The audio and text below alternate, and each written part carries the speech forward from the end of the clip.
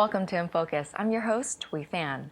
If you've ever wondered what the future in clean energy home design would look like, you need not look any further than the Solar Decathon, a worldwide competition among college campuses being held right here in Irvine. Hosted by the U.S. Department of Energy, this is one amazing showcase of some of the best designs from the next generation. Join me as we highlight some of the teams and what they have cooking for the Solar Decathon. For most people, the word Solar Decathlon has absolutely no meaning, but for the 20 collegiate teams who have spent 2 years planning, designing, and building their solar-powered home, it is a time to celebrate and see the fruits of their labor come to life. So this is Harvest Home, Team Capital DC. It's 3 universities, Catholic University of America, George Washington University, and American University. We've been designing this house for about 2 years, and when we were originally doing the proposal that was to be submitted to the DOE, we were faced with 2 different factors. One, that we might not actually get accepted into the competition, and 2, if we were accepted into the competition, that's 2 years of work to design and build a house, a lot of resources, a lot of people, and we really wanted to know what was going to happen with the project after the fact. So we were really touched by the number of homeless veterans, especially living in the DC area. There's a large military population, and we really focused on the factors for that and why so many people in our country who have served overseas are coming home to live on the streets. So as part of that, we really started to customize and design a home that wasn't only just about solar energy and creating a net zero home, but one that was about healing and nurturing a wounded U.S. veteran who has served our country, so to providing a different type of home for them. So for about 2 years, we've worked on the home for the Solar Decathlon, and our main concepts are healing through harvest. The idea that it's not just a home, it's a lifestyle. So we have expansive landscape that's easy to maintain, but we also, the interaction, we've done a lot of research on how that interaction with the landscape and working the landscape and picking from your own garden can really help to heal and nurture. We've also thought about like the sound of the running water. We've implemented clean and non-toxic materials within the home. We've used reclaimed wood from deconstructed buildings throughout the home. We have 150-year-old reclaimed wood flooring. We have all of our exterior cladding is reclaimed, and our decking as well.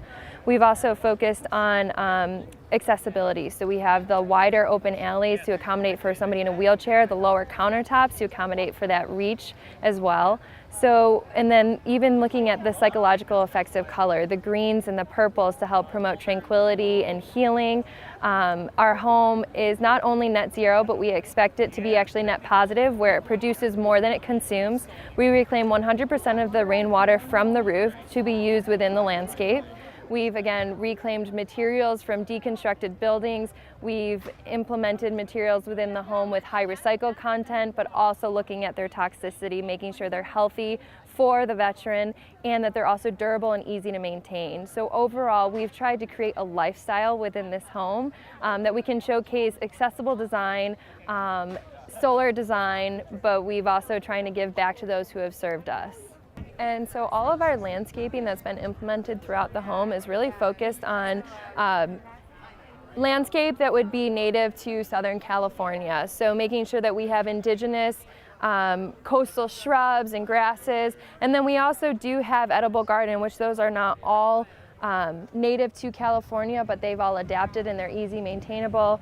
And they add to the whole idea of healing through harvest, that you can pick and work your own garden to feed and replenish yourself. So we've got over here is one of our pocket gardens where we have kale, we have basil, carrots, tomatoes, eggplant, just a wide variety of plants here that are really well suited for the environment. All of our casework is actually made from Forward Stewardship certified plywood, and we're made in-house by students and faculty on Team Capital DC. So these are really a highlight for our home, and they are free of toxic chemicals. They're extremely sustainable as far as bamboo is very replenishable, and the manufacturing of this specific plywood is extremely environmentally friendly. The screen that you see here is actually our passively activated sunscreen, which operates by shape memory alloy that is heated up through the ambient heat outside, so when the sun shines in it and they get heated up, the wire will contract or expand to open and close louvers to allow for more or less sunlight. And we can also open this up so that we have the cross ventilation throughout the home.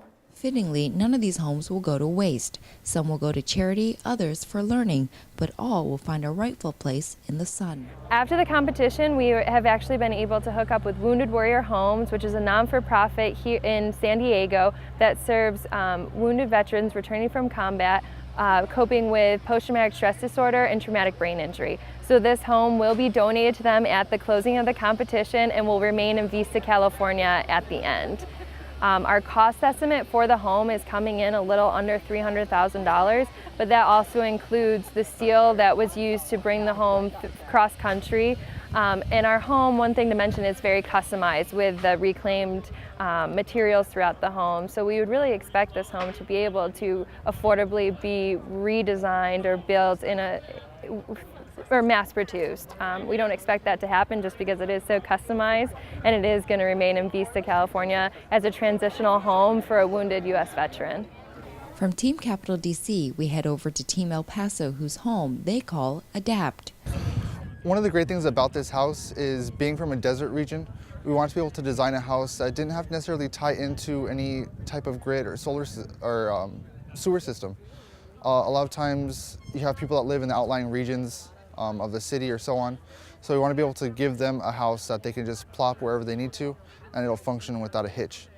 With this particular house, we wanted to give it a kind of desert look to kind of represent where we're from, who we are, but also give it a more modern feel to be able to show people, look, this is where we come from, but that doesn't mean it has to stay in the desert.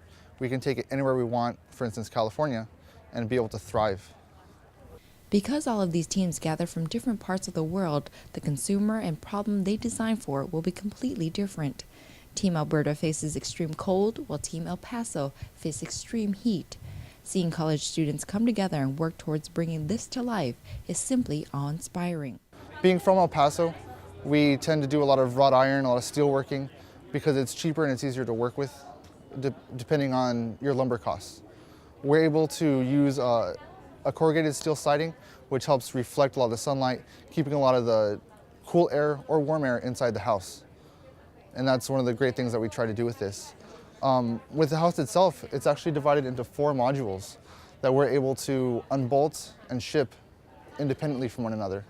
We have hookups for all the different electrical and plumbing fixtures, so we can disconnect everything, take it, and then go from there. If we wanted to, we can even mix and match the different modules to extend or build out however the client would prefer. And then one of the great things about these solar panels is they're the only bifacial solar panels that are on the market right now.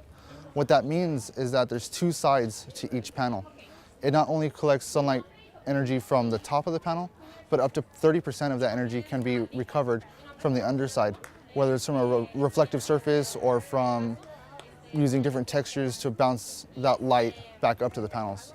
So if they go under shade or under inclement conditions, we're still able to produce as much solar energy as possible per unit. The center module is the beating heart of the house.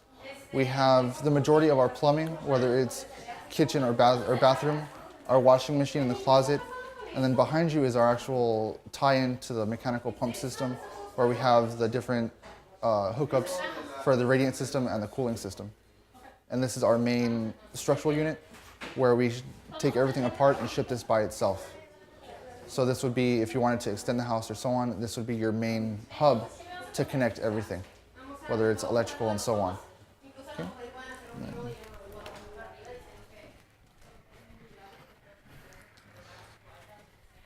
And then our bedroom is designed to be comfortable for its occupant.